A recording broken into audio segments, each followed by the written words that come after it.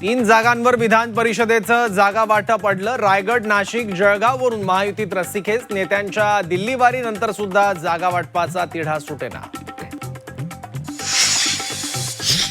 5-5 लाख देऊन नगरसेवक उचलण्याचं काम. विजय वडेट्टीवार यांचा गंभीर आरोप. तर भाजपचे 100 नगरसेवक आमच्या संपर्कात असल्याचा वडेट्टीवारांचा दावा. देशात इंधन दरवाढीचा भडका. गेल्या 11 दिवसात पेट्रोल ₹7.34 तर डिझेल ₹7.45 महागलं. इंधन दरवाढीमुळे देशात महागाईचा भडका उडण्याची शक्यता. पेट्रोल डिझेलची साठेबाजी करू नका. जागतिक संकटामुळे पुरवठा साखळी विस्कळीत. परिस्थिती नियंत्रणात आणण्याचा प्रयत्न सुरू.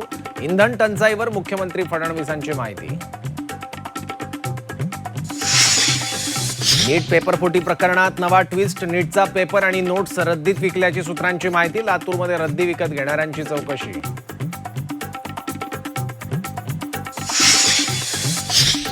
साताऱ्याच्या आंबेनळी घाटात भीषण अपघात. स्कॉर्पिओ 800 फूट दरीत कोसळून 8 जणांचा मृत्यू. सातारा जिल्ह्यातल्या आसगाववर शोककळा. नीट पेपरफुटी प्रकरणी आणखी दोघांना कोठडी.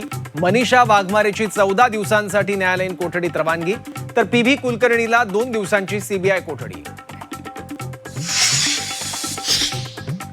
सीबीआयकडून मोटेगावकरच्या खासगी क्लासेसची चौकशी सुरू. तर मोटेगावकरचे नातेवाईक सुद्धा चौकशीच्या फेऱ्यात. अखिल भारतीय मराठी चित्रपट महामंडळाच्या आगामी निवडणुकीत मोठा ट्विस्ट. नीलम शिर्केंची निवडणुकीतून माघार. वर्षा उसगावकरांना दिला पाठिंबा.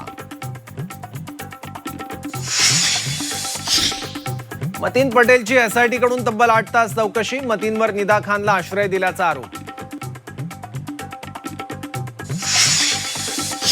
राष्ट्रपती द्रौपदी मुर्मूंच्या हस्ते पद्म पुरस्कारांचं वितरण. यंदा 131 जणांना पद्म पुरस्कार. तर महाराष्ट्रातील 8 मान्यवरांना पद्म पुरस्कार प्रदान.